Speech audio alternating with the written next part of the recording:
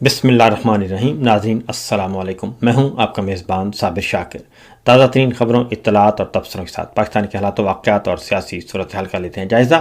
آج ہے 29 مارچ اور اتوار کا دن۔ اسرائیل امریکہ ایران جنگ خطرناک صورتحال اور خطرناک مرحلے میں داخل ہو رہی ہے۔ بظاہر یہ کہا جا رہا ہے کہ یہ جنگ چند دنوں میں ختم ہو جائے گی اور مذاکرات جاری ہیں۔ جنگ بندی کے لیے بھی کوششیں کی جا رہی ہیں۔ جو پہلے جنگ بندی کی گئی تھی وہ کامیاب نہیں ہو سکی اور ایک دوسرے پر تابڑ توڑ حملے کیے جا رہے ہیں اور بہت ہی خطرناک حملے کیے جا رہے ہیں۔ کسی بھی طرف سے کوئی بھی اچھی خبر موصول نہیں ہو رہی۔ ایک طرف مذاکرات، ایک طرف ڈائیلاگ، ایک طرف عالمی سربراہان کے رابطے، سربراہان سے سربراہان کے، وزرائے خارجہ متحرک، وزرائے دفاع متحرک، لیکن زمینی جو حقائق ہیں وہ بالکل اس کے اپوزٹ بتا رہے ہیں کہ کوئی اچھی خبر موجود نہیں ہے۔ ایک مہینے کی جنگ کی جو تفصیلات جاری کی ہیں پینٹاگون نے، اس کے مطابق امریکی سینٹرل کمانڈ نے ایران کے خلاف آپریشن ایپک فیوری کی جو تفصیلات جاری کی ہیں، اس کے تحت 28 فروری 2026 کو یہ آپریشن شروع ہوا اور آج ہو چکی ہے 29 مارچ۔ پورا ایک مہینہ گزر چکا ہے اور اس ایک مہینے کے دوران 11,000 سے زائد اہداف کو ایران میں نشانہ بنایا گیا اور 11,000 سے زائد جنگی پروازیں جو ہیں وہ ایران کی طرف کی گئیں۔ 150 سے زائد ایرانی بحری جہاز تباہ یا ان کو شدید نقصان پہنچایا گیا اور بڑے پیمانے پر انہوں نے کہا کہ ہم نے یہ نقصان کیا ہے ایران کا۔ اور امریکی سینٹرل کمانڈ نے یہ بھی کہا کہ B-2 Stealth 52 طیارے جو ہیں وہ حرکت میں آئے اور ایران کے خلاف جن طیاروں نے آپریشن میں حصہ لیا، F-13 نے حصہ لیا اور واشنگٹن سے ڈرونز، الیکٹرانک وارفیئرز اور جاسوس طیاروں کا وسیع استعمال کیا گیا۔ C-135 اور 46 ری فیولنگ طیاروں سے مسلسل فضائی کارروائیوں کی نگرانی کی گئی۔ یہ سب کچھ کیا گیا، لیکن اس کے بعد جو صورتحال ہے وہ ابھی تک ایران جو ہے وہ سرنڈر نہیں کیا۔ ایران نے ایک مہینے کی توگ و دو کے بعد بھی اتنے بڑے تابڑ توڑ حملوں کے بعد 11,000 حملے کیے ہیں اور یہ امریکہ کا آفیشیل جو ہے وہ سٹیٹمنٹ ہے۔ اب آتے ہیں اس ساری صورتحال میں ایک طرف مذاکرات کیے جا رہے ہیں۔ آج بھی اسلام آباد میں 4 ملکوں کے وزرائے خارجہ جو ہیں آپس میں بیٹھیں گے۔ اس میں پاکستان ہے اور مصر ہے، ترکی ہے، سعودی عرب ہے، جبکہ دوسری جانب قطر سے جو اطلاعات آ رہی ہیں، UAE سے جو اطلاعات آ رہی ہیں، اس کے مطابق وہ یہ کہہ رہے ہیں کہ محض جنگ بندی کافی نہیں، بلکہ اس جنگ بندی کے دوران اس جنگ کے دوران جو نقصانات ہوئے ہیں وہ، اور دوسرا یہ کہ اس بات کی کیا ضمانت ہے کہ آئندہ یہ حالات پیدا نہیں ہوں گے۔ لہذا سعودی عرب اور UAE اور دیگر خلیجی ممالک جو ہیں وہ جو کھل کر آئے ہیں، وہ 2-3 ممالک آئے ہیں اور وہ یہ کہہ رہے ہیں کہ اس جنگ کو جاری و ساری رہنا چاہیے۔ آج بھی اس وقت جب ہم بات کر رہے ہیں، ابھی تک بہت کم وقت گزرا ہے، لیکن 29 تاریخ کے آغاز میں ہی دبئی میں امریکی فوجیوں کے 2 مقامات کو نشانہ بنایا گیا اور 500 سے زائد امریکی فوجی جو ہیں وہ چھپے ہوئے تھے، یہ کہنا ہے ایران کی پاسداران انقلاب کا۔ اور دوسری طرف یہ کہ عرب امارات میں امریکی کمانڈر اور فوجیوں کی کمین گاہ نشانہ بنائی گئی۔ دبئی میں امریکی فوجیوں کی ایک مقام کی نشاندہی کی گئی جس میں 500 سے زیادہ امریکی فوجی موجود تھے اور ایران کہتا ہے کہ اس کو ہم نے آج نشانہ بنایا ہے۔ جبکہ دوسری جانب 2 صحافی جو ہیں جنوبی لبنان پر اسرائیلی فوج کے حملے میں 2 لبنانی صحافی سمیت 4 افراد شہید ہو گئے ہیں۔ اور اس اگلی جانب آگے بڑھیں تو ایران جنگ کے لیے امریکہ نے اپنا تیسرا بحری بیڑا مشرق وسطی روانہ کر دیا ہے اور اس کے ساتھ ساتھ تقریباً 3,500 امریکی فوجی جو ہیں میرینز وہ پہنچ چکے ہیں مشرق وسطی میں، باقاعدہ طور پہ اس جنگ میں حصہ لینے کے لیے کسی بڑے حملے کی تیاری کی جا رہی ہے۔ ایک طرف مذاکرات اور دوسری طرف بڑے حملے کی تیاری کی جا رہی ہے۔ اس کی وجہ یہ ہے کہ اب جو خلیجی ممالک ہیں خاص طور پہ، وہ بھی اب اس رائے کی طرف بڑھ رہے ہیں کہ ایران کو مستقل طور پر اس قضیے کو حل کیا جائے اور اس کو یہیں درمیان میں اس لڑائی کو نہ چھوڑا جائے۔ تو ایران کو عالمی معیشت اور خطے کے یرغمال بنانے کی اجازت نہیں دیں گے، یہ سفیر متحدہ عرب امارات جو ہیں انہوں نے کہا ہے، امریکہ میں یہ سفیر ہیں، اور انہوں نے ایک آرٹیکل لکھا ہے اور انہوں نے کہا ہے کہ کسی بھی صورت میں یو اے کے سفیر نے کہا ہے کہ صرف جنگ بندی کافی نہیں، بلکہ ایسا حتمی حل ضروری ہے کہ جو ایران کے تمام خطرات کا احاطہ کرے، جس میں جوہری پروگرام، میزائل، ڈرونز اور پراکسی نیٹ ورکس شامل ہیں۔ یہ جو پراکسی نیٹ ورکس کا خاص طور پہ ذکر کیا جا رہا ہے، اس کے میں بتا دوں کہ آج جو اسرائیل پہ حملے کیے گئے ہیں وہ اسرائیل پہ بھی، اور دوسرا جو ایران کی جو پراکسیز ہیں، ایران جن مسلح گروپس کو اور مسلح تنظیموں کو سپورٹ کرتا ہے، یہ ان پراکسیز کی بات ہو رہی ہے کہ ان کو بھی بند کیا جانا ضروری ہے، کیونکہ آج اسرائیل میں بھی حزب اللہ کی طرف سے اور حوثیوں کی طرف سے اور ایران کی طرف سے، تین اطراف سے یہ حملے کیے گئے ہیں اسرائیل میں، اور اسرائیل میں آج میزائلوں کی، راکٹس کی بوچھاڑ دکھائی گئی ہے۔ یہ ہمارے سامنے جو وال اسٹریٹ جرنل کی ایک رپورٹ پڑی ہے، اور وال اسٹریٹ جرنل کی یہ رپورٹ ہے کہ اسرائیل نے اپنے بہترین انٹرسیپٹرز کی راشننگ شروع کر دی ہے، کیونکہ حملے اتنے ہو رہے ہیں کہ جو ان کے انٹرسیپٹرز ہیں وہ ان کی تعداد کم پڑتی جا رہی ہے، اس لیے اب سلیکٹ کرتے ہیں کہ کتنے حملے ہم نے روکنے ہیں اور کس حملے کو ہم نے نہیں روکنا۔ وال اسٹریٹ جرنل کا کہنا ہے کہ اس کی جگہ اسرائیل نے کم صلاحیت والے انٹرسیپٹرز کی اپ گریڈیشن شروع کر دی ہے، اور اس رپورٹ میں یہ بھی بتایا گیا ہے کہ جو دیمونا اور اراد میں جو حملے ہوئے ہیں، اور اسرائیل کے کم صلاحیت والے جو لیکن ماڈیفائڈ جو انٹرسیپٹرز تھے وہ ناکام ثابت ہوئے ہیں، لہٰذا اسرائیل کے پاس انٹرسیپٹرز کی کمی، اور دوسری جانب اسرائیل کی فوج میں سولجرز کی بھی کمی ہے، وہ بھی آگے جا کے رپورٹ آپ کے ساتھ شیئر کروں گا۔ ایران میں زمینی فوج اتارے بغیر اپنے مقاصد حاصل کر سکتے ہیں، یہ امریکی وزیر خارجہ کا کہنا ہے، لیکن یہ ان کی بات اپنی جگہ درست، لیکن جو حقیقت ہے وہ یہ ہے کہ ایران کے خلاف ممکنہ زمینی کارروائی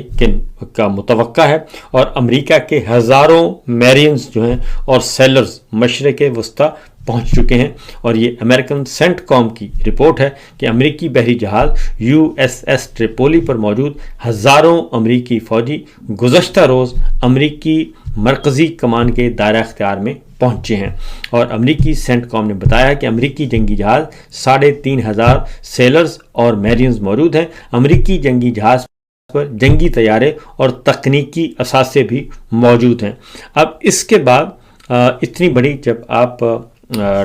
ڈپلائمنٹ کرتے ہیں، موبلائزیشن ہوتی ہے اتنے بڑے پیمانے پر کسی بھی فوج کی، ٹروپس کی، تو وہ بے سبب نہیں ہوتی، بلکہ اس کا مقصد ہوتا ہے، اور یہ ایک طرح سے ایران کا محاصرہ کیا جا رہا ہے، اور ایران کا محاصرہ کرنے کے بعد جو ہے اس بات کا امکان موجود ہے کہ جب محاصرہ ہو جائے گا، جب تیاریاں ہو جائیں گی، تو تب ایران سے کچھ رعایت نہیں بلکہ بہت کچھ منوانے کی کوشش کی جائے گی۔ تو ابھی کہانی جو ہے وہ ختم نہیں ہوئی، بلکہ یہ کہانی جنگ کی شروع ہوئی ہے۔ زیادہ تر وہ کہتے ہیں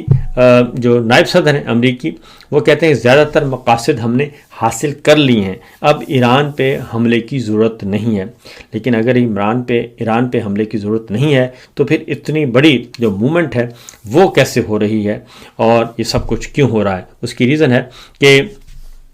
ایرانی پاسداران انقلاب نے یہ کہا ہے کہ شیراز میں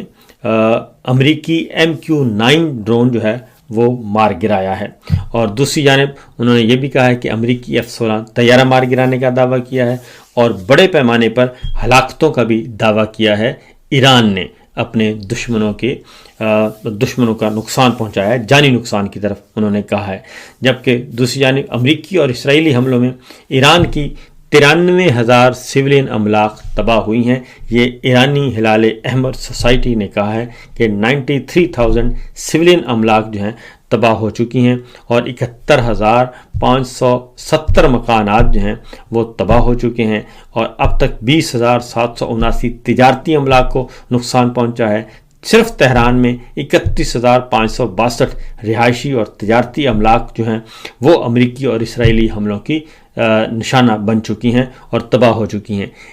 اتنا بڑا نقصان ہو رہا ہے دونوں طرف، اسرائیل میں بھی یہی صورتحال ہے، ایران میں بھی یہ صورتحال ہے، اور اس کے بعد خلیجی ملکوں میں بھی جو ایران نے حملے کیے اس میں بھی یہ صورتحال ہے۔ اب جو سب سے بڑا مسئلہ ہے وہ یہ ہے کہ سعودی عرب اور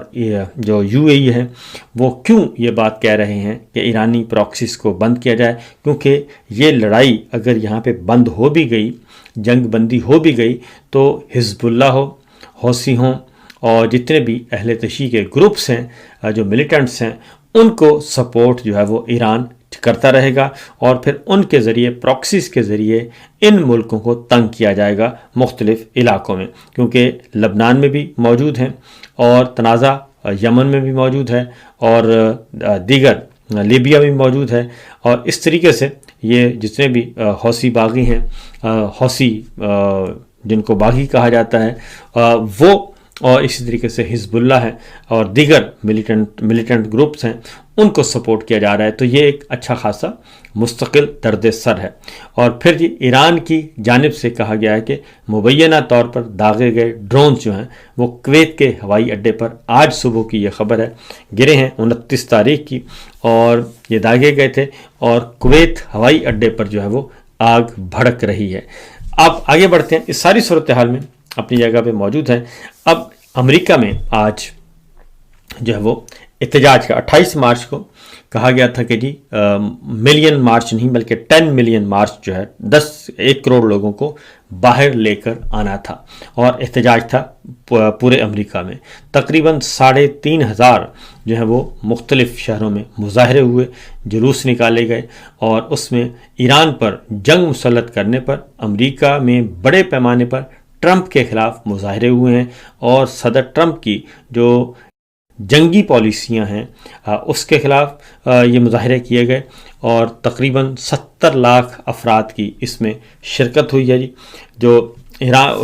رپورٹس آئی ہیں، میڈیا رپورٹس، عالمی ذرائع ابلاغ اس کو رپورٹ کر رہے ہیں کہ ہفتے کے روز مظاہرے میں 70 لاکھ افراد نے شرکت کی، جس میں مظاہرین نے جنگ روکنے کے مطالبات کیے۔ نیو یارک میں عالمی شہرت یافتہ ہالی ووڈ اداکار رابرٹ دی نیرو نے امریکی صدر پر کڑی تنقید کی، اور رابرٹ نے یہ کہا کہ نو کنگز ڈے تقریب میں خطاب کرتے ہوئے، نو کنگز ڈے کے طور پر منایا گیا تھا کہ امریکہ میں کوئی بادشاہت نہیں ہے اور نہ ہی کوئی بادشاہ ہے، کہ ٹرمپ جو ہیں وہ جو چاہیں کر سکتے ہیں، ایسا نہیں ہونے دیں گے۔ اور انہوں نے کہا کہ ٹرمپ اپنے غلط کام کانگریس اور عملے کی ملی بھگت کے بغیر نہیں کر سکتا۔ کرپٹ رہنماؤں کو خود کو مالدار بنانے سے روکا جانا چاہیے۔ اور رپورٹس کے مطابق جی اتوار کو بھی امریکہ کی 50 ریاستوں میں احتجاجی مظاہرے متوقع ہیں۔ تو ایک طرف یہ ہے، اور دوسری طرف جاپان میں بھی جنگ مخالف مظاہرے ہوئے ہیں، اور یورپی ممالک میں، مغربی ملکوں میں، لیکن سب سے بڑا مظاہرہ جو ہے امریکہ میں ہوا ہے، اور جس میں پورے امریکہ میں یہ سب کچھ ہوا، اور آج بھی یہ سلسلہ جاری رہے گا۔ تو اس سے آپ بخوبی اندازہ کر سکتے ہیں کہ صدر ٹرمپ جو ہیں وہ بھی اندر خانے بہت کمزور ہیں۔ دوسری جانب